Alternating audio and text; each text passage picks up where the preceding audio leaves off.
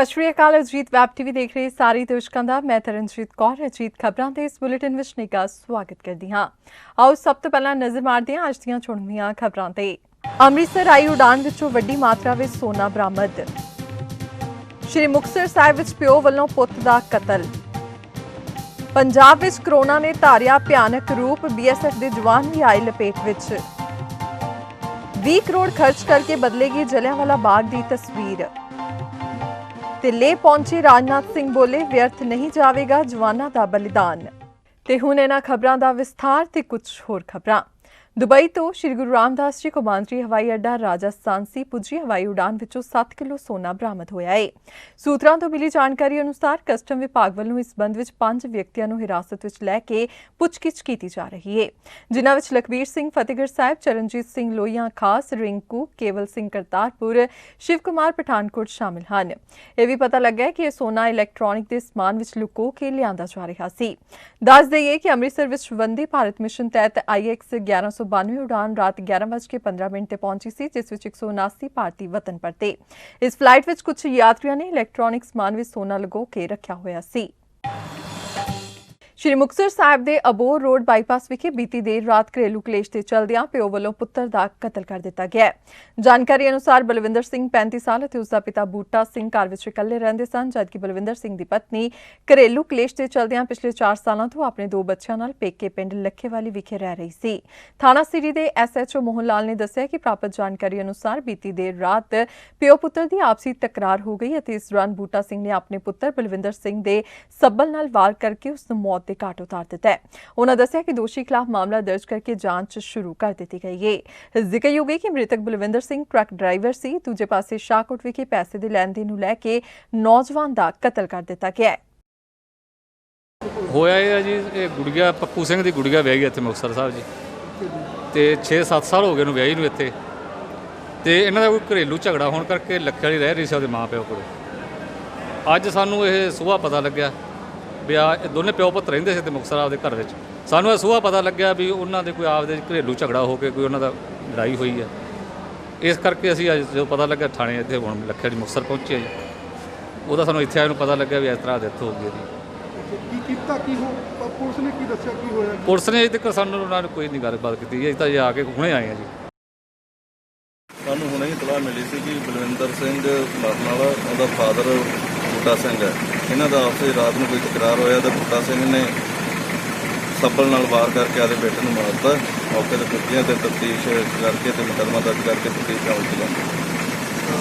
Sir ਰੋਕੀਆਂ dead body ਨੂੰ ਕੀ ਕਰ ਰਹੇ? ਡੈਡ ਬੋਡੀ ਨੂੰ ਅਸੀਂ ਕਬਜ਼ੇ 'ਚ ਲੈ ਲਿਆ, ਇਹਦਾ ਪੋਸਟਮਾਰਟਮ ਕਰਵਾਇਆ ਜਾਵੇ। ਕਾਰਨ ਪਤਾ ਲੱਗੇ? ਕਾਰਨ ਅਜੇ ਤਫਤੀਸ਼ ਆਉਣ ਤੇ ਸਾਹਮਣੇ ਆਉਣ ਤੇ ਪਤਾ ਲੱਗੇ। ਕਿੰਨੇ ਕੁ ਵਜੇ ਦੀ ਘਟਨਾ ਹੈ? ਇਹ ਰਾਤ ਦੀ ਹੈ। FIR ਹੋਣੀ ਸਰ? ਇਹ ਅੱਗੇ ਤਾਂ ਜੇ ਹੁਣ ਮੌਕੇ ਤੇ ਆਏ ਅੱਗੇ ਤਾਂ ਕਰਾਂਗੇ। पंजाब विच इस समय कोरोना ने भयानक रूप धारिया होया है ते रोजाना वड्डी गिनती विच कोरोना के केस सामने आउण दे नाल कई लोग मौत के मुंह विच जा रहे हैं। हुशियारपुर विच अज कोरोना के 34 पॉजिटिव केस सामने आए हैं, जिसकी पुष्टि सेहत महकमे वालों की गई है। इस दे नाल जिले विच हुण पॉजिटिव केसां की गिनती 253 हो गई है। इस संबंधी जानकारी दिंदिआं civil surgeon doctor Jasbir Singh ने दस्सिया कि पॉजिटिव मरीजों विच 31 जवान BSF खड़का कैंप, एक PHC पोसी, एक पालदी, एक PHC मंड मंडेर नाल संबंधित। जलंधर जिले के ਵੱਖ-ਵੱਖ ਖੇਤਰਾਂ ਵਿੱਚ 66 कोरोना पॉजिटिव मरीज मिले हैं। इस नाल जिले ਵਿੱਚ कोरोना पॉजिटिव मरीजों की गिनती 1500 तो पार हो गई है। ਅੱਜ ਜ਼ਿਲ੍ਹਾ ਹੁਸ਼ਿਆਰਪੁਰ ਦੇ ਅੰਦਰ ਜੋ ਗਵਰਨਮੈਂਟ ਦੀਆਂ ਹਦਾਇਤਾਂ ਦੇ ਮੁਤਾਬਕ ਹੁਣ ਤੱਕ ਅਸੀਂ 20,534 ਸੈਂਪਲ ਜਿਹੜੇ ਆ ਕੋਵਿਡ-19 ਦੇ ਟੈਸਟ ਕਰ ਚੁੱਕੇ ਹਾਂ, ਜਿਹਦੇ ਵਿੱਚੋਂ 18,836 ਸੈਂਪਲ ਸਾਡੇ ਨੈਗੇਟਿਵ ਆ ਚੁੱਕੇ ਆ और ਹੁਣ तक पॉजिटिव ਸੈਂਪਲਾਂ ਦੀ ਗਿਣਤੀ 253 ਹੋ ਚੁੱਕੀ ਹੈ, ਜਿਹਦੇ ਵਿੱਚ ਅੱਜ ਦੀ ਜਿਹੜੀ ਰਿਪੋਰਟ ਹੈਗੀ ਹੈ ਉਹਦੇ ਵਿੱਚੋਂ 564 ਸੈਂਪਲਾਂ ਚੋਂ 34 ਸੈਂਪਲ ਸਾਡੇ ਪੋਜ਼ਿਟਿਵ ਆਏ ਆ, ਜਿਹੜੇ ਕਿ ਜਿਨ੍ਹਾਂ ਚੋਂ 31 ਸੈਂਪਲ ਜਿਹੜੇ ਹੈਗੇ ਆ ਉਹ ਆਪਣਾ BSF ਦੇ ਨੌਜਵਾਨ ਜਿਹੜੇ ਟ੍ਰੇਨਿੰਗ ਲੈ ਰਹੇ ਆ, BSF ਜਿਹੜੇ ਘਾਟਕੜ ਕਲਾਂ ਉੱਥੇ ਜਿਹੜੇ ਪੋਜ਼ਿਟਿਵ ਆਏ ਔਰ ਇਹਨਾਂ ਸਾਰਿਆਂ ਨੂੰ ਅਸੀਂ ਆਈਸੋਲੇਸ਼ਨ ਦੇ ਵਿੱਚ कोविड केयर सेंटर के शिफ्ट कर देते हैं और 3 सैंपल जोड़े और दूसरे 3 पॉजिटिव है वो भी असी जोड़े आइसोलेट कर देते हैं। और इस दे नाल ही लोगों को यही अपील है कि ਜੋ ਜ਼ਰੂਰੀ ਕੰਮ ਹੋਵੇ ਤਾਂ ਹੀ ਬਾਹਰ ਨਿਕਲਣਾ ਹੈ, ਜਾਂ ਬਾਹਰ ਨਿਕਲਣਾ ਹੈ ਤਾਂ ਮਾਸਕ ਲੈ ਕੇ ਨਿਕਲਣਾ ਹੈ ਤਾਂ ਕਿ ਇਹਦੀ ਲੋਕਲ ਟ੍ਰਾਂਸਮਿਸ਼ਨ ਰੁਕ ਸਕੇ। ਸ਼ਹੀਦਾਂ ਦੀ ਧਰਤੀ ਜਲਿਆਂਵਾਲਾ ਬਾਗ ਦੀ ਤਸਵੀਰ ਬਿਲਕੁਲ ਬਦਲ ਦਿੱਤੀ ਗਈ ਹੈ। ਬਾਗ ਦੀ ਨਵੀਨੀਕਰਨ ਦਾ ਕੰਮ ਲਗਭਗ ਮੁਕੰਮਲ ਹੋ ਚੁੱਕਾ ਹੈ। ਰਾਜ ਸਭਾ ਸੰਸਦ ਸ਼ਵੇਤ ਮਲਿਕ ਮੁਤਾਬਿਕ 80% ਕੰਮ ਹੋ ਚੁੱਕਾ ਹੈ ਤੇ ਬਾਕੀ ਰਹਿੰਦਾ 20% ਕੰਮ ਵੀ 1-2 ਮਹੀਨੇ ਵਿੱਚ ਪੂਰਾ ਕਰ ਲਿਆ ਜਾਵੇਗਾ। ਰਾਜ ਸਭਾ ਸੰਸਦ ਸ਼ਵੇਤ ਮਲਿਕ ਅੱਜ ਜਲਿਆਂਵਾਲਾ ਬਾਗ ਦਾ ਦੌਰਾ ਕਰਨ ਲਈ ਪਹੁੰਚੇ। ਇਸ ਮੌਕੇ ਉਹਨਾਂ ਉੱਥੇ ਕੰਮ ਕਰ ਰਹੇ ਕੰਪਨੀ ਦੇ ਅਧਿਕਾਰੀਆਂ ਨਾਲ ਬੈਠਕ ਕਰਨ ਤੋਂ ਬਾਅਦ ਬਾਗ ਦੇ ਅੰਦਰ ਹੋ ਚੁੱਕੇ ਕੰਮ ਬਾਰੇ ਵੀ ਜਾਣਕਾਰੀ ਦਿੱਤੀ। ਜਲਿਆਂਵਾਲਾ ਬਾਗ ਸਾਕੇ ਦੇ 100 ਸਾਲ ਪੂਰੇ ਹੋਣ ਮੌਕੇ ਕੇਂਦਰ ਸਰਕਾਰ ਵੱਲੋਂ ਐਲਾਨ ਕੀਤਾ ਗਿਆ ਸੀ ਕਿ ਸ਼ਹੀਦਾਂ ਦੀ ਇਸ ਇਤਿਹਾਸਕ ਯਾਦਗਾਰ ਨੂੰ ਅੱਜ ਦੇ ਯੁੱਗ ਮੁਤਾਬਿਕ ਨਵੀਂ ਦਿੱਖ ਵੀ ਦਿੱਤੀ ਜਾਵੇਗੀ ਅਤੇ ਨੌਜਵਾਨ ਪੀੜ੍ਹੀ ਨੂੰ ਆਪਣੇ ਇਤਿਹਾਸ ਨਾਲ ਜਾਣੂ ਕਰਵਾਉਣ ਲਈ ਅਤ ਆਧੁਨਿਕ ਸੁਵਿਧਾਵਾਂ ਮੁਹੱਈਆ ਕਰਵਾਈਆਂ ਜਾਣਗੀਆਂ। धन्यवादी हूँ प्रधानमंत्री नरेंद्र मोदी जी का, जिन्होंने जलियांवाला बाग के शहीदों को सच्ची श्रद्धांजलि दी है कि आज जलियांवाला बाग जो कि 70 साल से कांग्रेस का ट्रस्ट निष्क्रिय ट्रस्ट था, जवाहरलाल नेहरू जी पहले ट्रस्टी थे और उसके बाद रिसेंटली अंबिका सोनी जी, हंसपाल जी और वरिंदर कटारिया जी ट्रस्टी रहे, पर हुआ कुछ नहीं। पर जब मैं 2017 में सांसद के तौर पे आया तो मेरा मन रोया यहाँ की दुर्दशा देख के, तो मैंने तब ये शपथ ली थी कि मैं यहाँ पे इस दुर्दशा को दूर करूँगा। मैंने पार्लियामेंट में ये क्वेश्चन उठाया जिसका मुझे बहुत लाभ हुआ और प्रधानमंत्री नरेंद्र मोदी जी, स्वर्गीय वित्त मंत्री अरुण जेटली जी, रक्षा मंत्री राजनाथ सिंह जी, प्रहलाद पटेल जी, हरदीप सिंह पुरी जी, महेश शर्मा जी, सबका मैं बहुत धन्यवादी हूँ जिनके सहयोग से 20 करोड़ की लागत से यहाँ सौंदर्यीकरण हो रहा है। 5 मिनट का हिंदी, अंग्रेज़ी और पंजाबी में यहाँ लाइट एंड साउंड शो होगा जहाँ शहीदों की जीवन के बारे में बताया जाएगा। एक 3 डायमेंशनल डॉक्यूमेंट्री जो है वो दिखाई जाएगी। सुंदर लाइटिंग, सुंदर लैंडस्केपिंग, एक लिली पॉन्ड बना है, यहाँ वृक्षारोपण हुआ है, सुंदर शौचालय बने हैं। इसके साथ जो बुलेट मार्क्स थे वहाँ पे प्रिजर्व किया गया, जो शहीदी कुआं है उसका सौंदर्यीकरण किया गया, जो विजिटर गैलरीज है उनको एयर कंडीशन किया गया और एक तरह से नुहार बदली। आप देख लीजिए कि कांग्रेस के 70 साल का कुशासन और जो प्रधानमंत्री नरेंद्र मोदी जी ने ट्रस्ट बनाया, जिसमें मुझे ट्रस्टी बनाया है, उसका 1 वर्ष के कार्यकाल में हमने नुहार बदल दी।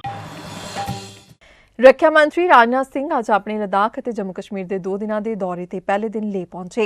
ਇੱਥੇ ਰੱਖਿਆ ਮੰਤਰੀ ਨੇ ਜਵਾਨਾਂ ਦਾ ਹੌਸਲਾ ਵਧਾਇਆ ਤੇ ਉਹਨਾਂ ਨੂੰ ਸੰਬੋਧਿਤ ਕਰਦੇ ਹੋਏ ਕਿਹਾ ਹੈ ਕਿ ਗਲਵਾਨ ਘਾਟੀ ਵਿੱਚ ਜਵਾਨਾਂ ਨੇ ਦੇਸ਼ ਵਾਸੀਆਂ ਦੇ ਸਨਮਾਨ ਦੀ ਰੱਖਿਆ ਕੀਤੀ ਹੈ ਤੇ ਜਵਾਨਾਂ ਦਾ ਬਲੀਦਾਨ ਵਿਅਰਥ ਨਹੀਂ ਜਾਵੇਗਾ। ਰੱਖਿਆ ਮੰਤਰੀ ਦੇ ਇਸ ਦੌਰੇ ਦੌਰਾਨ chief of defence staff general Bipin Rawat ਅਤੇ ਫੌਜ ਮੁਖੀ ਜਨਰਲ ਮਨੋਜ ਮੁਕੰਦ ਨਰਵਣੇ ਵੀ ਮੌਜੂਦ ਹਨ। ਚੀਨ ਦੀ ਚਾਲਬਾਜ਼ੀ ਨੂੰ ਵੇਖਦੇ ਹੋਏ ਭਾਰਤ ਹਰ ਮੋਰਚੇ ਉੱਤੇ ਤਿਆਰ ਹੈ। ਲਦਾਖ ਵਿੱਚ ਰੱਖਿਆ ਮੰਤਰੀ ਨੂੰ ਪੈਰਾ ਕਮਾਂਡੋਜ਼ ਨੇ ਵਿਖਾਇਆ कि वो किस तरह अख झपकते ही दुश्मन को सबक सिखा सकते हैं। इस समय सीमा के विवाद को सुलझाने के लिए बातचीत का दौर चल रहा है। जो कुछ अब तक की प्रगति हुई है बातचीत की, मामला हल होना चाहिए।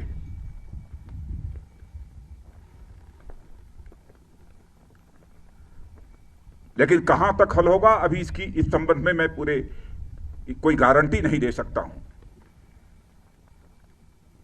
लेकिन मैं इतना यकीन दिलाना चाहता हूं कि भारत की 1 इंच जमीन को भी दुनिया की कोई ताकत छू नहीं सकती है, उस पर कब्जा नहीं कर सकती है।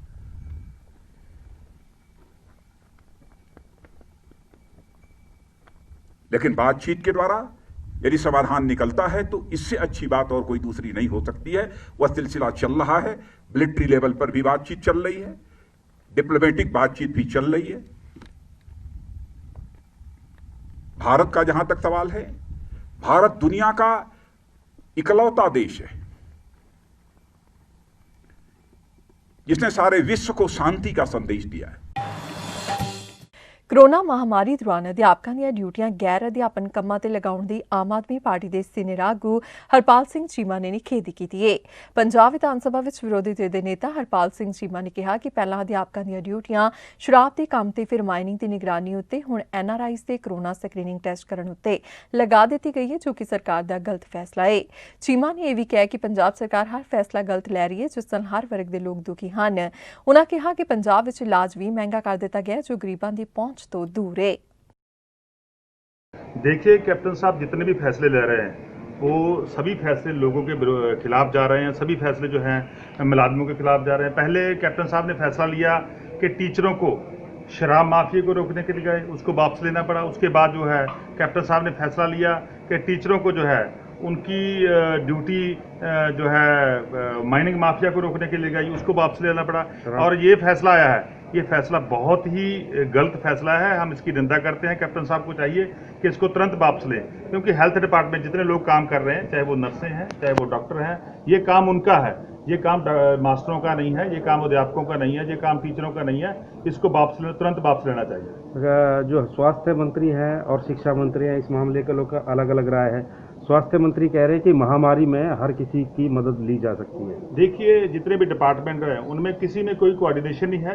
कैप्टन साहब का हर एक मंत्री इधर उधर घूम रहा है, किसी को कोई नॉलेज नहीं है। सभी लोग जो हैं इधर उधर की बातें कर रहे हैं, जबकि खासतौर पे अध्यापकों की जो ड्यूटी है वो नहीं लगनी चाहिए। हम उसकी निंदा करते हैं। ये वापस होना चाहिए। फैसला बड़ा स्पष्ट है कि अध्यापकों की ड्यूटी सिर्फ और सिर्फ बच्चों को पढ़ाने के लिए लगनी चाहिए, बच्चों की पढ़ाई के लिए लगनी चाहिए, और उसका कहीं भी और दूसरा उसको यूज नहीं किया जा सकता, क्योंकि उनको कोई नॉलेज नहीं है। उनको कोई नॉलेज नहीं है कि कैसे वो टेस्ट करेंगे, कैसे वो जो क्वारंटीन करने वाले हैं उनको कैसे वो उनसे साथ नजिठेंगे। सो मेरा मानना है कि तुरंत जो ड्यूटी दी है उसको वापस होनी चाहिए।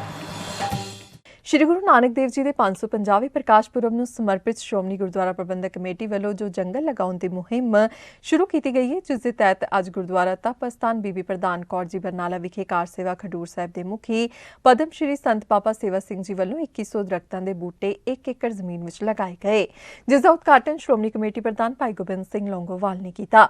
ਭਾਈ ਗੋਬਿੰਦ ਸਿੰਘ ਲੌਂਗੋਵਾਲ ਨੇ ਕਿਹਾ ਕਿ ਸ਼੍ਰੋਮਣੀ ਗੁਰਦੁਆਰਾ ਪ੍ਰਬੰਧਕ ਕਮੇਟੀ ਵੱਲੋਂ ਜੰਗਲ ਲਗਾਏ ਜਾਣ ਦੀ ਮੁਹਿੰਮ ਤਹਿਤ 50 ਤੋਂ ਵੱਧ ਤਿਆਰ ਕੀਤੇ ਜਾ ਚੁੱਕੇ ਹਨ ਅਤੇ ਕਾਰਜ ਨਿਰੰਤਰ ਜਾਰੀ ਰਹੇਗਾ।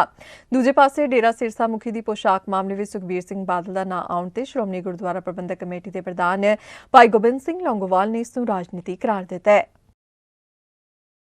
ਮੈਂ ਸਮਝਦਾ ਕਿ ਜਿਹੜੇ ਜਾਣ ਬੁੱਝ ਕੇ ਰਾਜਨੀਤੀ ਕਰੀ ਜਾ ਰਹੀ ਹੈ, ਇੱਕ ਸ਼੍ਰੋਮਣੀ ਅਕਾਲੀ ਦਲ ਉਹਨਾਂ ਦੇ ਪ੍ਰਧਾਨ ਸਾਹਿਬ ਨੂੰ ਬਦਨਾਮ ਕਰਨ ਦੀ ਇੱਕ ਐਸੀ ਸਾਜ਼ਿਸ਼ ਚੱਲ ਰਹੀ ਹੈ। ਤੁਸੀਂ ਦੇਖਿਆ ਪੋਸ਼ਾਕ ਵਾਲੇ ਮਾਮਲੇ 'ਚ ਉਹ ਬਿਲਕੁਲ ਝੂਠ ਹੈ। ਉਹ ਸ਼ਸ਼ੀ ਕਾਂਤ ਨੇ ਵੀ ਕਹਿ ਦਿੱਤਾ ਵੀ ਮੈਂ ਤਾਂ ਕਹੀ ਨਹੀਂ, ਉਹ ਸਾਰੀ ਸਾਹਮਣੇ ਝੂਠ ਸਾਹਮਣੇ ਆ ਗਿਆ। ਲੇਕਿਨ ਮੈਂ ਸਮਝਦਾ ਕਿ ਐਸੀ ਘਿਨਾਉਣੀ ਰਾਜਨੀਤੀ ਹੈ ਜਿਹੜੀ ਉਹ ਨਹੀਂ ਕਰਨੀ ਚਾਹੀਦੀ। ਜਿਹੜੇ ਲੋਕ ਨੇ ਜੀ ਸ਼੍ਰੋਮਣੀ ਅਕਾਲੀ ਦਲ ਦੇ ਵਿਰੁੱਧ ਲੋਕ ਨੇ, ਜਿਹੜੇ ਸ਼੍ਰੋਮਣੀ ਅਕਾਲੀ ਦਲ ਨੂੰ ਕਮਜ਼ੋਰ ਕਰਨਾ ਚਾਹੁੰਦੇ ਨੇ, ਉਹਨਾਂ ਲੋਕਾਂ ਦੀ ਇੱਕ ਸਾਜ਼ਿਸ਼ ਜਿਹੜੀ ਹੈ ਇਹਦੇ ਪਿੱਛੇ ਚੱਲ ਰਹੀ ਹੈ। ਉਹਦੇ ਵਿੱਚ ਲੀਡਰ ਵੀ ਆ ਜਾਂਦੇ ਨੇ, ਸਾਰੇ ਤਰ੍ਹਾਂ ਦੀਆਂ ਪਾਰਟੀਆਂ ਵੀ ਨੇ ਵਿੱਚ। ਸਾਡੇ ਜਿਹੜਾ ਸ਼੍ਰੋਮਣੀ ਗੁਰਦੁਆਰਾ ਪ੍ਰਬੰਧਕ ਕਮੇਟੀ ਵੱਲੋਂ ਪਿਛਲੇ 2 ਸਾਲਾਂ ਤੋਂ ਔਰ ਵੇਰਕਾ ਨੂੰ ਅਸੀਂ ਟੈਂਡਰ ਦਿੱਤਾ ਜਾਂਦਾ ਹੈ। ਸਾਡੀ ਪੂਰੀ ਪ੍ਰਕਿਰਿਆ ਇਹਦੇ ਵਿੱਚ ਹੁੰਦੀ ਹੈ। ਇੱਕ ਟੈਂਡਰ ਕਮੇਟੀ ਬਣਦੀ ਹੈ, ਉਹ ਵੱਖ-ਵੱਖ ਕੰਪਨੀਆਂ ਉੱਥੇ ਸਾਰੀਆਂ ਆਉਂਦੀਆਂ ਨੇ, ਸਾਰੇ ਉਹ ਆਪਣਾ ਟੈਂਡਰ ਪਾਉਂਦੇ ਨੇ।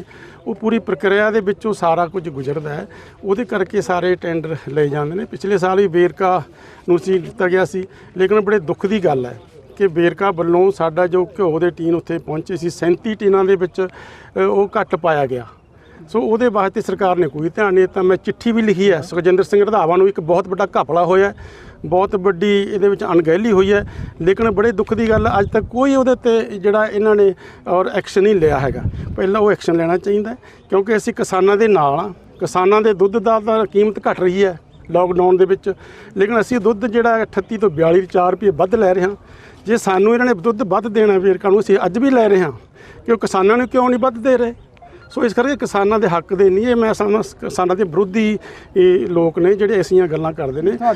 ਕੈਪਟਨ ਅਮਰਿੰਦਰ ਸਿੰਘ ਨੂੰ ਬੇਨਤੀ ਕਰਾਂਗਾ ਕਿ ਇਹਦੇ ਵਿੱਚ ਬਹੁਤ ਵੱਡੇ ਘਪਲੇ ਹੋਏ ਨੇ। ਵੇਰਕਾ ਦੇ ਦੁੱਧ ਆਪਣੇ ਜਿਹੜਾ ਘਿਓ ਦਿੱਤਾ ਗਿਆ, ਸਭ ਤੋਂ ਪਹਿਲਾਂ ਉਹਦੀ ਨੀਚੇ ਪੱਧਰ 'ਤੇ ਇਨਕੁਆਇਰੀ ਕਰਾਉਣੀ ਚਾਹੀਦੀ ਹੈ। ਜਿਹੜੇ ਵੀ ਦੋਸ਼ੀ ਨੇ ਉਹਨਾਂ ਨੂੰ ਲੋਕਾਂ ਦੇ ਕਟਹਿਰੇ ਵਿੱਚ ਖੜਾ ਕਰਨ, ਸਖਤ ਤੋਂ ਸਖਤ ਸਜ਼ਾ ਦੇਣ। ਅਸੀਂ ਕਿਸਾਨਾਂ ਦੇ ਹਦਾਇਤੀ ਹਾਂ। ਬਠਿੰਡਾ ਦੇ CIA ਸਟਾਫ 1 ਦੀ ਪੁਲਿਸ ਨੇ ਗਸ਼ਤ ਦੌਰਾਨ ਬਠਿੰਡਾ ਮਲੋਟ ਰੋਡ ਉੱਪਰ ਨਾਕੇ ਤੇ ਸ਼ੱਕ ਦੇ ਆਧਾਰ ਤੇ ਇੱਕ ਲੂਣ ਦੇ ਭਰੇ ਟਰੱਕ ਨੂੰ ਰੋਕਿਆ ਤੇ ਤਲਾਸ਼ੀ ਦੌਰਾਨ 2 ਵਿਅਕਤੀਆਂ ਤੋਂ ਨਸ਼ੀਲੀਆਂ ਗੋਲੀਆਂ ਬਰਾਮਦ ਕੀਤੀਆਂ। ਦੋਸ਼ੀਆਂ ਦੀ ਪਹਿਚਾਣ ਸੁਖਦੀਪ ਸਿੰਘ ਅਤੇ ਸੁਮਿਤ ਕੁਮਾਰ ਪਿੰਡ ਪੁੱਚੋ ਕਲਾ ਜ਼ਿਲ੍ਹਾ ਬਠਿੰਡਾ ਵਜੋਂ ਹੋਈ ਹੈ।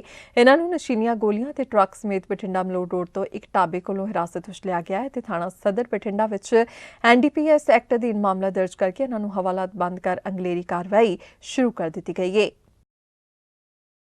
ਕੱਲ੍ਹ ਸਾਡੀ CIA 1 ਦੀ ਪਾਰਟੀ ਦੀ ਅਗਵਾਈ ਸਬ ਇੰਸਪੈਕਟਰ ਹਰਜੀਵਨ ਸਿੰਘ ਨੇ ਕੀਤੀ ਸੀ।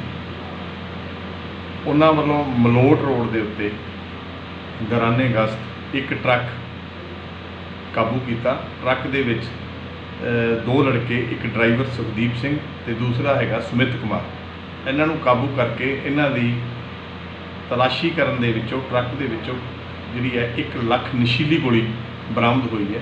ਇਹ ਗੋਲੀਆਂ ਜਿਹੜੀਆਂ ਇਹ ਰਾਜਸਥਾਨ ਵਿੱਚੋਂ ਲੈ ਕੇ ਆਏ ਹੈ, ਤਾਂ ਇਹਨਾਂ ਨੂੰ ਅੱਜ ਅਦਾਲਤ ਦੇ ਵਿੱਚ ਪੇਸ਼ ਕਰਕੇ ਇਹਨਾਂ ਦਾ ਰਿਮਾਂਡ ਹਾਸਲ ਕੀਤਾ ਜਾਊਗਾ ਤੇ ਇਨਵੈਸਟੀਗੇਸ਼ਨ ਅੱਗੇ ਰਹੇ। ਇਹਨਾਂ ਤੇ ਪਹਿਲਾਂ ਕੋਈ ਪਰਚਾ? ਇਹਨਾਂ ਦੇ ਵਿੱਚ ਜਿਹੜਾ ਡਰਾਈਵਰ ਸੀਪਾ ਹੈਗਾ ਉਹਦੇ ਖਿਲਾਫ ਇੱਕ ਮੁਕੱਦਮਾ ਪਹਿਲਾਂ ਦਰਜ ਹੈ। ਟਰੱਕ 'ਚ ਕੀ ਲੱਦਿਆ ਸੀਗਾ ਜੀ? ਟਰੱਕ ਦੇ ਵਿੱਚ ਲੋਨ ਸੀਗਾ। ਕੋਵਿਡ-19 ਕਾਰਨ ਪੈਦਾ ਹੋਈ ਸਥਿਤੀ ਦੇ ਮੱਦੇਨਜ਼ਰ ਪੰਜਾਬ ਰਾਜ ਮਹਿਲਾ ਕਮਿਸ਼ਨ ਵੱਲੋਂ ਸੁਣਵਾਈ ਅਧੀਨ ਮਾਮਲਿਆਂ ਦਾ ਨਿਬੇੜਾ ਈ-ਕੋਰਟ ਰਾਹੀਂ ਕਰਨ ਦਾ ਫੈਸਲਾ ਕੀਤਾ ਗਿਆ ਹੈ। ਇਸ ਸੰਬੰਧੀ ਜਾਣਕਾਰੀ ਦਿੰਦਿਆਂ ਪੰਜਾਬ ਰਾਜ ਮਹਿਲਾ ਕਮਿਸ਼ਨ ਦੀ ਚੇਅਰਪਰਸਨ ਮਨੀਸ਼ਾ ਗੁਲਾਟੀ ਨੇ ਦੱਸਿਆ ਕਿ ਮਹਿਲਾ ਕਮਿਸ਼ਨ ਵਿਖੇ ਹਾਲ ਦੀ ਘੜੀ ਨਿੱਜੀ ਸੁਣਵਾਈ ਲਈ ਕੋਰਟ ਆਦਿ ਨਹੀਂ ਲਗਾਈ ਜਾ ਰਹੀ ਹੈ। ਇਸ ਲਈ ਪੰਜਾਬ ਰਾਜ ਮਹਿਲਾ ਕਮਿਸ਼ਨ ਵਿਖੇ ਔਰਤਾਂ ਵੱਲੋਂ ਭੇਜੀਆਂ ਜਾ ਰਹੀਆਂ ਸ਼ਿਕਾਇਤਾਂ ਅਤੇ ਕਮਿਸ਼ਨ ਵਿਖੇ ਦਿਨ ਪ੍ਰਤੀ ਦਿਨ ਵੱਧਦੀਆਂ ਸ਼ਿਕਾਇਤਾਂ ਦੇ ਮੱਦੇਨਜ਼ਰ ਕਮਿਸ਼ਨ ਵੱਲੋਂ ਈ-ਕੋਰਟ ਸ਼ੁਰੂ ਕਰਨ ਦਾ ਫੈਸਲਾ ਕੀਤਾ ਗਿਆ ਹੈ। ਇਹ ਈ-ਕੋਰਟ 23 ਜੁਲਾਈ 2020 ਤੋਂ ਕੰਮ ਕਰਨਾ ਸ਼ੁਰੂ ਕਰ ਦੇਵੇਗੀ। ਉਹਨਾਂ ਦੱਸਿਆ ਕਿ ਈ-ਕੋਰਟ ਜ਼ੂਮ ਐਪ ਰਾਹੀਂ ਲਗਾਈ ਜਾਵੇਗੀ ਅਤੇ ਕੇਸ ਦੀ ਸੁਣਵਾਈ ਸਮੇਂ ਸੰਬੰਧਿਤ ਜ਼ਿਲ੍ਹੇ ਦੇ ਕ੍ਰਾਈਮ ਅਗੇਂਸਟ ਵੂਮੈਨ ਨਾਲ ਸੰਬੰਧਿਤ ਡੀਸੀਪੀ, ਏਸੀਪੀ, ਐਸਪੀ, ਡੀਐਸਪੀ ਮੌਕੇ ਤੇ ਹਾਜ਼ਰ ਰਹਿਣਗੇ ਤਾਂ ਜੋ ਕਮਿਸ਼ਨ ਵੱਲੋਂ ਪੀੜਿਤ ਔਰਤ ਦੇ ਕੇਸ ਨਾਲ ਸੰਬੰਧਿਤ ਮੌਕੇ ਤੇ ਲਈ ਗਈ ਫੈਸਲੇ ਸੰਬੰਧੀ ਕਾਰਵਾਈ ਅਮਲ ਵਿੱਚ ਲਿਆਂਦੀ ਜਾ ਸਕੇ। ਅਕਾਲੀ ਦਲ ਦੇ ਬੁਲਾਰੇ ਦਲਜੀਤ ਸਿੰਘ ਚੀਮਾ ਨੇ ਪੰਜਾਬ ਦੀ ਕਾਂਗਰਸ ਸਰਕਾਰ ਤੇ ਗੰਭੀਰ ਦੋਸ਼ ਲਾਏ ਹਨ। ਚੀਮਾ ਨੇ ਕਿਹਾ ਕਿ ਕਰੋਨਾ ਦੇ ਇਲਾਜ ਲਈ ਸਰਕਾਰ ਨੇ ਜੋ ਰੇਟ ਫਿਕਸ ਕੀਤੇ ਹਨ ਉਹ ਪੰਜਾਬ ਦੇ ਲੋਕਾਂ ਨਾਲ ਸਰਾਸਰ ਧੱਕਾ ਹੈ। ਸਰਕਾਰ ਜ਼ਮੀਨੀ ਹਕੀਕਤ ਤੋਂ ਜਾਣੂ ਨਹੀਂ, ਇਸ ਲਈ ਅਜਿਹਾ ਫਰਮਾਨ ਜਾਰੀ ਕੀਤਾ ਗਿਆ ਹੈ। ਸਰਕਾਰੀ ਹਸਪਤਾਲ ਵਿੱਚ ਸਹੂਲਤਾਂ ਦੀ ਘਾਟ ਹੋਣ ਕਰਕੇ ਆਮ ਜਨਤਾ ਵੀ ਪ੍ਰਾਈਵੇਟ ਹਸਪਤਾਲਾਂ ਵਿੱਚ ਇਲਾਜ ਕਰਵਾਉਣ ਲਈ ਜਾ ਰਹੀ ਹੈ। ਅਜਿਹੇ ਵਿੱਚ ਕਰੋਨਾ ਮਹਾਮਾਰੀ ਦੇ ਇਲਾਜ ਲਈ ਕੀਮਤਾਂ ਫਿਕਸ ਕਰਨੀਆਂ ਬਹੁਤ ਹੀ ਅਫਸੋਸ ਦੀ ਗੱਲ ਹੈ। ਚੀਮਾ ਨੇ ਦੋਸ਼ ਲਾਉਂਦੇ ਹੋਏ ਕਿਹਾ ਕਿ ਕਰੋਨਾ ਕਾਲ ਵਿੱਚ ਪੰਜਾਬ ਸਰਕਾਰ ਨੇ ਕੇਂਦਰ ਸਰਕਾਰ ਵੱਲੋਂ ਭੇਜਿਆ ਗਿਆ ਰਾਸ਼ਨ ਗਰੀਬ ਲੋਕਾਂ ਵਿੱਚ ਨਹੀਂ ਵੰਡਿਆ। ਇਸ ਰਾਸ਼ਨ ਦੀ ਗਰੀਬਾਂ ਤੱਕ ਪਹੁੰਚ ਨਹੀਂ ਕੀਤੀ ਗਈ। ਤਾਂ ਕਾਂਗਰਸ ਦੇ ਰਾਜ ਸਭਾ ਦੇ ਮੈਂਬਰ ਨੇ ਇਹ ਗੱਲ ਕਹਿ ਦਿੱਤੀ ਸਰਦਾਰ ਪ੍ਰਤਾਪ ਸਿੰਘ ਬਾਜਵਾ ਨੇ ਵੀ ਸੁਪਰੀਮ ਕੋਰਟ ਦੀਆਂ ਵੀ ਹਦਾਇਤਾਂ ਸੀ ਕਿ ਇਹਨਾਂ ਦਿਨਾਂ ਦੇ ਵਿੱਚ ਬੱਚਿਆਂ ਦਾ ਮਿਡ ਡੇ ਮੀਲ ਬੰਦਣਾ, ਕਿਉਂਕਿ ਅੱਗੇ ਗਰੀਬ ਘਰਾਂ ਦੇ ਵਿੱਚ ਚੁੱਲ੍ਹਾ ਚੌਂਕਾ ਜਿਹੜਾ ਉਹ ਬੰਦ ਹੋਇਆ ਪਿਆ, ਆਮਦਨ ਘਟੀ ਹੈ ਤੇ ਬੱਚਿਆਂ ਨੂੰ ਪੌਸ਼ਟਿਕ ਖੁਰਾਕ ਮਿਲਣੀ ਚਾਹੀਦੀ। ਤੇ ਹੁਣ ਤੁਹਾਡੇ ਸਾਹਮਣੇ ਆ, ਉਹਨਾਂ ਨੇ ਚਿੱਠੀ ਦੇ ਵਿੱਚ ਲਿਖ ਮਾਰਿਆ ਕਿ ਕਿੱਡੀ ਵੱਡੀ ਅਣਗਹਿਲੀ ਹੈ, ਇਹ ਰਾਸ਼ਨ ਕਿੱਥੇ ਗਿਆ, ਇਹ ਵੀ ਦੁਖੀ ਜਨਤਾ ਸਾਹਮਣੇ। ਜਿਹੜਾ ਰਾਸ਼ਨ ਪੜਿਆ ਗਿਆ ਇਸ ਤੋਂ ਪਹਿਲਾਂ ਜਲੰਧਰ ਦੇ ਕਾਂਗਰਸ ਦੇ ਐਮਐਲਏ ਦੇ ਹੋਟਲ ਤੋਂ, ਕਿਸੇ ਦੋਸਤ ਦੇ ਹੋਟਲ ਤੋਂ ਪੜਿਆ ਗਿਆ। ਇਹਨੇ ਜਿਹੜਾ ਅਸੀਂ ਇਲਜ਼ਾਮ ਲਾਇਆ ਸੀ ਉਹ ਸਾਬਤ ਕਰ ਦਿੱਤਾ।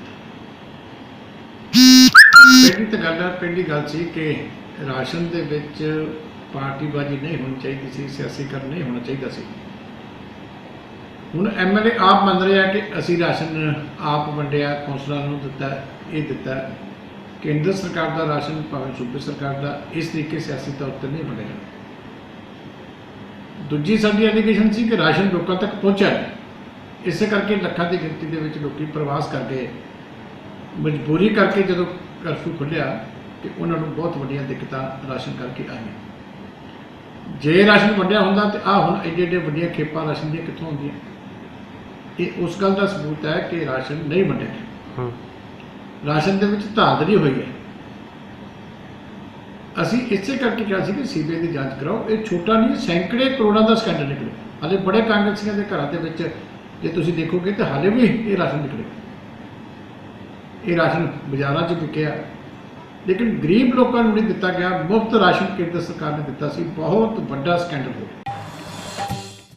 ਤੇ ਇਸ ਨਾਲ ਹੀ ਅਜੀਤ ਖਬਰਾਂ ਦਾ ਬੁਲੇਟਿਨ ਇੱਥੇ ਹੀ ਖਤਮ ਹੁੰਦਾ ਹੈ। ਨਵੀਆਂ ਤੇ ਤਾਜ਼ਾ ਤਰੀਨ ਖਬਰਾਂ ਲੈ ਕੇ ਫਿਰ ਤੋਂ ਹਾਜ਼ਰ ਹੋਵਾਂਗੇ। ਤਦ ਤੱਕ ਲਈ ਦਿਓ ਇਜਾਜ਼ਤ। ਸਤਿ ਸ਼੍ਰੀ ਅਕਾਲ।